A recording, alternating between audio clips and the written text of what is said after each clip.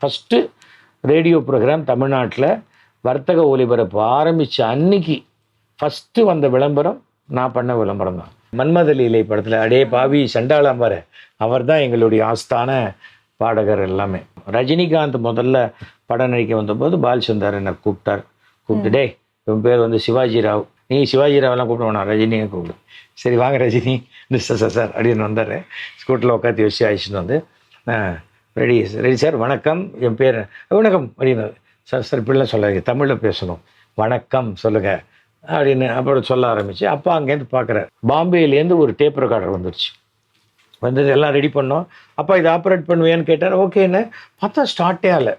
அப்படி போடுறேன், எதை திருப்புறேன். அப்பா ஒன்று சொல்கிறேன், முக்கியமான ஒரு விஷயம் நீ பண்ணணும், என்ன ப்ளக்கு போடணும் அப்படின்னு. சாரதா ஸ்டுடியோலெல்லாம் ரெக்கார்டிங் பண்ணும்போது டிஎம்எஸ் ரெடி சொல்லும்போது ஒரு நிமிஷம்பாங்க, வெளியில் போய் ஒரு பெரிய பட்டாசு ஒன்று வெடிப்பாங்க. வெடித்தோன்னே அத்தனை பறவையும் பறந்து போயிடும்.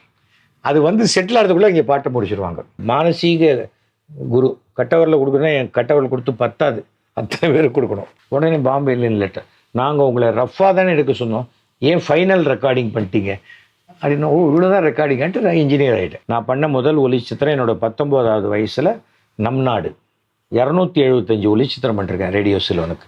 இப்போ கூட எனக்கு எங்கள் வீட்டில் வந்து எனக்கு ரூல்ஸ் ராமானுஜன் பேர். அங்கே உள்ள ஆப்ரேட்டர் வந்து ஃபிலிம் சுற்றிட்டு இருந்தேன். நான் இந்த ரோல் நான் சுற்றுறேன் அப்படின்னு சரி அந்த காலத்துலேயே நான் ரீல் சுற்றிருக்கேன்னா பாருங்கள். சுற்றி கொடுத்துட்டேன். அவர் அந்த ரீல் முடிஞ்சு அடுத்த ரீலை போட்டால் உடனே பஸ்ஸர் கர்ன்னு கேட்குது. ஏதோ தப்பு நடந்து போச்சு, தெரிஞ்சு போச்சு. காட்ஃபாதர் ஃபஸ்ட்டு ரேடியோ ப்ரோக்ராம் தமிழ்நாட்டில் வர்த்தக ஒலிபரப்பு ஆரம்பித்த அன்னைக்கு ஃபஸ்ட்டு வந்த விளம்பரம் நான் பண்ண விளம்பரம் தான். Lipton ruby dust tea. பாம்பேலேருந்து ஒரு டேப் ரெக்கார்டர் வந்துடுச்சு. வந்தது எல்லாம் ரெடி பண்ணோம். அப்பா இதை ஆப்ரேட் பண்ணுவேன்னு கேட்டார். ஓகேன்னு பார்த்தா ஸ்டார்ட்டே ஆகலை. அப்படி போடுறேன், எதை திருப்புறேன். மேனுவலை படிச்செல்லாம் வேலை செய்யுது. நம்ம அப்படியே ட்ரையல் அண்ட் எரர் மெத்தடு தானே. அப்புறம் அப்பா ஒன்று சொல்கிறேன், முக்கியமான ஒரு விஷயம் நீ பண்ணணும், என்ன ப்ளக்கு போடணும் அப்படின்னு. காரணம் என்னன்னா, மற்ற டேப்பர் எல்லாம் ப்ளக்கு அப்படியே அதோடையே கனெக்டடாக இருக்கும். இது எப்படின்னா plug and socket, male and female join பண்ணி தனியாக இருக்கும். அந்த ஒயரை போட்ட பிறகு அதான் ப்ளக்கில் போகணும். நம்ம டேப் ரெக்கார்டர் வந்துருச்சு, டேப் ரெக்கார்டர் ரெடி அப்படின்னா பாக்ஸை திறந்தாச்சு, பெருசாக இருக்குது பண்ணால் இதுவாச்சு. பட் அது அப்போ வந்து இந்த லிப்டன் ரூபி டஸ்டிக்கு ஒரு ஸ்க்ராட்ச் ரெக்கார்டிங்பாங்க, அதாவது ரஃப்பாக எடுக்க சொல்லுவாங்க. கிளைண்ட்டு பார்த்துட்டு அது ஓகேயாக இருந்ததுன்னா ஃபைனலாக எடுத்துக்கலாம்னு சொல்லி நான் எங்கள் வீட்டு மொட்டை மாடியிலேயே எடுக்கலாம் அப்படின்னு. அப்பா எப்படிறா நான் காக்காலாம் விரட்டிட்டு வேண்டாம், அங்கே இருக்கலையா ஜே மாணிக்கெல்லாம் இப்படி தான். அங்கெல்லாம் சாரதா ஸ்டுடியோலெல்லாம் ரெக்கார்டிங் பண்ணும்போது டிஎம்எஸ் ரெடி சொல்லும்போது ஒரு நிமிஷம்பாங்க, வெளியில் போய் ஒரு பெரிய பட்டாசு ஒன்று வெடிப்பாங்க. வெடித்தோன்னே அத்தனை பறவையும் பறந்து போயிடும். அது வந்து செட்டில் ஆகிறதுக்குள்ளே இங்கே பாட்டை முடிச்சிடுவாங்க. இது நமக்கு மைண்டில் இருந்தது. ஸோ அப்போ அதே மாதிரி விஜயா வாகினி ஸ்டுடியோவில் சுவாமிநாதன், அவர் தான் சவுண்ட் இன்ஜினியர், அப்பாவுடைய ஃப்ரெண்டு. அதனால் எல்லாருக்குமே அப்பாவுடைய ஃப்ரெண்டுங்கிற முறையிலேயே நான் எல்லோரும் போய் என்ன பண்ணுறாங்க எது பண்ணுறாங்கன்னு பார்த்து அப்படி ஒரு மானசீக குரு கட்டவரில் கொடுக்குறேன்னா என் கட்டவரில் கொடுத்து பத்தாது, அத்தனை பேருக்கு கொடுக்கணும். அந்த மாதிரி தான் கற்றுக்கிட்டு அது அந்த மாடியில் அந்த காக்காலாம் விரட்டிட்டு ரெக்கார்ட் பண்ணேன். ஹரிஹர சுப்பிரமணியம்னு அந்த இதில் மன்மத லீலை படத்தில் அடே பாவி சண்டாளாம்பார அவர் தான் எங்களுடைய ஆஸ்தான பாடகர் எல்லாமே. ரொம்ப நல்லா பாடுவார். அவர் தான் பாடினார். அதை எடுத்து பாம்பே காமிச்சோம். உடனே பாம்பேலேருந்து லெட்டர், நாங்கள் உங்களை ரஃப்பாக தானே எடுக்க சொன்னோம், ஏன் ஃபைனல் ரெக்கார்டிங் பண்ணிட்டீங்க அப்படின்னு. இவ்வளோதான் ரெக்கார்டிங்கான்ட்டு நான் இன்ஜினியர் ஆகிட்டேன். அதுக்கப்புறம் நானே தான் ரெக்கார்டிங் வீட்டில் மாடியிலேயே ஃபஸ்ட் ஃப்ளோரில் ஸ்டூடியோ சுவாமிநாதன் தான் வந்து செட் பண்ணி கொடுத்தார். அந்த ஸ்டூடியோவில் தான் நான் முதல்ல நடித்த படத்தோடைய ஃபஸ்ட்டு ஷார்ட் நினைத்தாலே நிற்கும்ல, ரஜினிகாந்த் என்கிட்ட வந்து எப்படியாவது இந்த டேப்பில் என்ன இருக்குன்னே தெரில பாரு, அந்த சீன் இங்கே எடுத்தது தான். சிங்கப்பூருக்கு பதிலாக இங்கே எடுத்தது. அந்த மாதிரி எல்லா விஷயத்தையும் என்கரேஜ் பண்ணி நிறைய படங்கள் எதுப்பா நான் பண்ணுவேன், நிறைய பார்த்துடா, நான் வேறு யாரையாவது வச்சுக்கிறேன்னு தான் எல்லா அப்பாவும் சொல்லுவாங்க. அப்பா நான் சொன்னேன் பண்ணுறா அப்படின்னு. அப்புறம் ஒளிச்சித்திரம் பண்ண ஆரம்பித்தேன். நான் பண்ண முதல் ஒளிச்சித்திரம் என்னோடய 19வது வயசில் நம் நாடு 275 ஒளிச்சித்திரம் பண்ணிருக்கேன் ரேடியோ சிலோனுக்கு.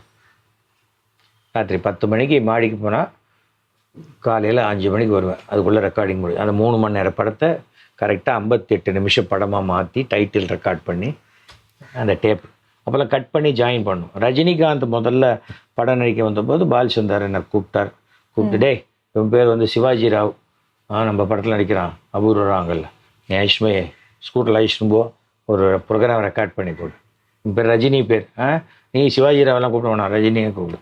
சரி வாங்க ரஜினி சார் அப்படின்னு வந்தார். ஸ்கூட்டரில் உட்காந்து வச்சு அழைச்சிட்டு வந்து ரெடி சார் வணக்கம், என் பேர் வணக்கம் அப்படின்னு. சார் இப்படிலாம் சொல்லாதீங்க, தமிழில் பேசணும், வணக்கம் சொல்லுங்கள் அப்படின்னு அப்புறம் சொல்ல ஆரம்பித்து அப்பா அங்கேருந்து பார்க்குறாரு. பார்த்துட்டு சரி இவன் டீல் பண்ணிட்டு அப்பா உள்ளே போயிட்டார். எப்படின்னா எங்கள் அப்பா ரூம் இருக்கும், அந்த ரூம்லேருந்து ஒரு குவார்ட்டர் கிளாஸ் போட்டிருக்கோம். அங்கேருந்து பார்த்தா ரெக்கார்டிங் ஸ்டூடியோவில் என்ன நடக்குதுன்னு தெரியும். ரெக்கார்டிங் ஸ்டூடியோக்கில் இந்த பக்கம் பெரிய கிளாஸ் இருக்கும், அது சவுண்ட் இன்ஜினியர், நான் அந்த பக்கம் உட்காந்துருப்பேன். ஸோ அப்பா வந்து என்ன விஷயங்கள் நமக்கு சொல்லி கொடுத்தாலும் அந்த மேற்பார்வைங்கிறத விடவே மாட்டேன். அது வந்து கண்டிப்பாக அது ரெகுலராக இருக்கணும் அப்படிங்கிற அந்த ஒரு சிஸ்டம் ஒழுக்கங்கிறது. இப்போ கூட எனக்கு எங்கள் வீட்டில் வந்து எனக்கு ரூல்ஸ் ராமானுஜன் பேர், அது எங்கள் அப்பா கிட்டேருந்து வந்தது. ரோட்டில் யாராவது தப்பாக நிற்கிறானா ஆட்டோ யாரும் செய்ய சரியாக எடுப்பேன். உடனே ஒய்ஃப் காத்த எதுக்கு உங்களுக்கு அப்படிம்பா. இல்லை நாலு இப்போ ரோடு இப்போ மெட்ரோ நடக்குது, இப்போ எல்லாரும் இப்படி வந்தால் இப்படி போகிறவங்க எப்படி போவாங்க, நம்ம கொஞ்சம் சொல்லணும் அப்படிம்பேன். அதில் ஒன்றும் சண்டை போடக்கூடாது, திட்ட வேண்டிய அவசியம் இல்லை, கொஞ்சம் நிறுத்தி சொன்னால் கேட்பாங்க அப்படிப்பாங்க. அந்த மாதிரியான வழக்குகளை தான் அப்பா வளர்த்து அதே போல் ரொம்ப ஸ்ட்ரகிள் பண்ணிடலாம் ஃபேமிலியை மேலே கொண்டு வந்தார் எங்கள் அப்பா. அதெல்லாம் மறக்கவே முடியாது. அப்போல்லாம் எனக்கு ஸ்கூல் ஃபீஸ் 6 ரூபா மாதத்துக்கு, 6 rupees. அப்புறம் என் தங்க படித்த ஸ்கூல் ஃபீஸ் அவள் என்னோட கொஞ்சம் பெட்டர் ஸ்கூல், 8 ரூபாயோ 10 ரூபாயோ. அதுக்கு பிறகு அடுத்த தம்பி படித்தது வந்து அவன் வந்து இதில் படித்தான், சாந்தோமை ஸ்கூல்.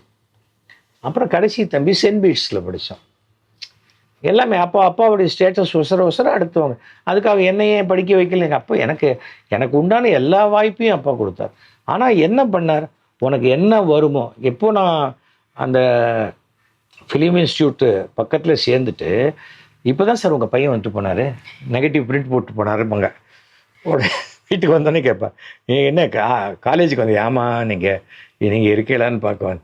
நான் இல்லாத போது தானே வந்தேன், அப்புறம் நான் இருக்கேனான்னு எப்படி பார்ப்பேன், நீ எவ்வளோ பிரிண்ட் போட்டேன் அப்படிம்பார்.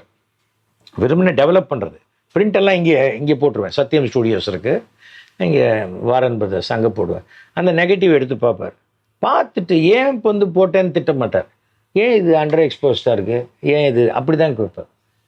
என்னோட 13 வயசில் நான் சொன்னேன் இல்லை, இலங்கைக்கு போன போது அப்போது பாலும் பழமும் அப்பா செக் பண்ணிகிட்ருக்கார் ஸ்டூடியோவில், அந்த லேபில் உட்காந்து பிரிண்ட்டு செக் பண்ணுறார்.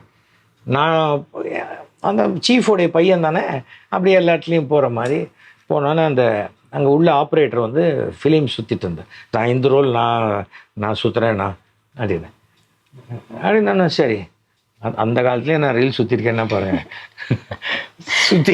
சுற்றி கொடுத்துட்டேன்.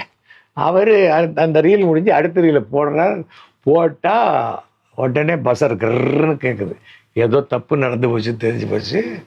அப்பா உள்ளே வந்துட்டார். யார் லோட் பண்ணது இந்த ஃபிலிமு அப்படின்னா, நான் தான் லோட் பண்ணேன். என்னது எமல்ஷன் மாதிரி லோட் பண்ணி, என்னாச்சு இந்த பக்கம் வர வேண்டிய சவுண்டு இந்த பக்கம் வருது, அதனால் அது அப்பா இல்லை நான் தான் பண்ணேன், கேட்டேன் அவரே பண்ணுன்ட்டு. இவா எமல்ஷன் வந்து இந்த பக்கம் வந்தால் தான் ஃபிலிமில் சரியாக வரும், ஏன்னா அந்த சவுண்டு இங்கே இருக்குது, நீ பாட்டுக்கு எங்கேயோ வச்சு பண்ணுற.